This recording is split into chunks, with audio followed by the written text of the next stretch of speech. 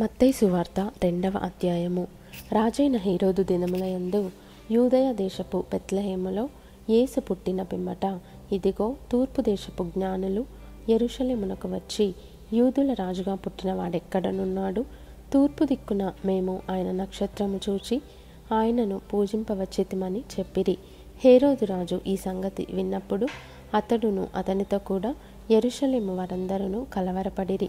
కాబట్టి రాజు ప్రధాన యాజకులను, ప్రజలలో నుండు శాస్త్రులను అందరినీ సమకూర్చి క్రీస్తు ఎక్కడ పుట్టునని వారిని అడిగెను.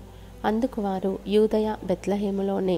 ఏలయనగా, యూదయ దేశపు బెత్లెహేమా, నీవు యూదా ప్రధానులలో ఎంత మాత్రమును అల్పమైన దానవు కావు. ఇశ్రాయేలను నా ప్రజలను పరిపాలించు అధిపతి నీలో నుండి వచ్చును అని ప్రవక్త ద్వారా వ్రాయబడి ఉన్నదనిరి.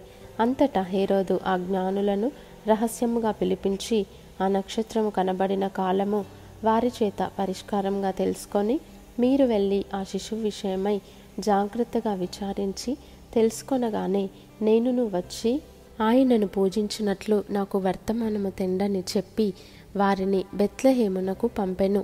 వారు రాజు మాట విని బయలుదేరి పోవుచుండగా ఇదిగో తూర్పు దేశంన వారు చూచిన నక్షత్రము ఆ శిశువు ఉండిన చోటికి మీదుగా వచ్చి నిలిచి వరకు వారికి ముందుగా నడిచెను. వారు ఆ నక్షత్రమును చూచి అత్యానంద భరితులై ఇంటిలోనికి వచ్చి తల్లి అయిన మరియను ఆ శిశువును చూచి సాగిలపడి ఆయనను పూజించి తమ పెట్టెలు విప్పి బంగారమును, సాంబ్రాణిని, బోళమును కానుకలుగా ఆయనకు సమర్పించిరి. తరువాత హేరోదు నొద్దకు వెళ్ళవద్దని స్వప్నమందు దేవుని చేత బోధింపబడిన వారై వారు మరి ఒక మార్గమున తమ దేశమునకు తిరిగి వెళ్ళిరి. వారు వెళ్ళిన తర్వాత ఇదిగో ప్రభువు దూత స్వప్నమందు యోసేపునకు ప్రత్యక్షమై, హేరోదు ఆ శిశువును సంహరింపవలెనని ఆయనను వెదుకబోవుచున్నాడు గనుక నీవు లేచి ఆ శిశువును ఆయన తల్లిని వెంటబెట్టుకొని ఐగుప్తునకు పారిపోయి నేను నీతో తెలియజెప్పు వరకు అక్కడనే యుండుమని అతనితో చెప్పెను.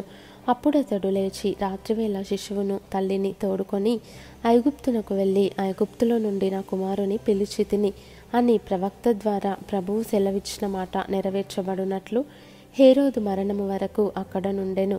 ఆ జ్ఞానులు తన్ను అపహసించిరని హేరోదు గ్రహించి బహు ఆగ్రహము తెచ్చుకొని తాను జ్ఞానుల వలన వివరముగా తెలుసుకొనిన కాలమును బట్టి బెత్లెహేములోను దాని సకల ప్రాంతములలోనూ 2 సంవత్సరములు మొదలుకొని తక్కువ వయస్సు గల మగపిల్లలనందరినీ వధించెను. అందువలన రామాలో అంగలార్పు వినబడెను, ఏడ్పును మహారోదన ధ్వనియు కలిగెను.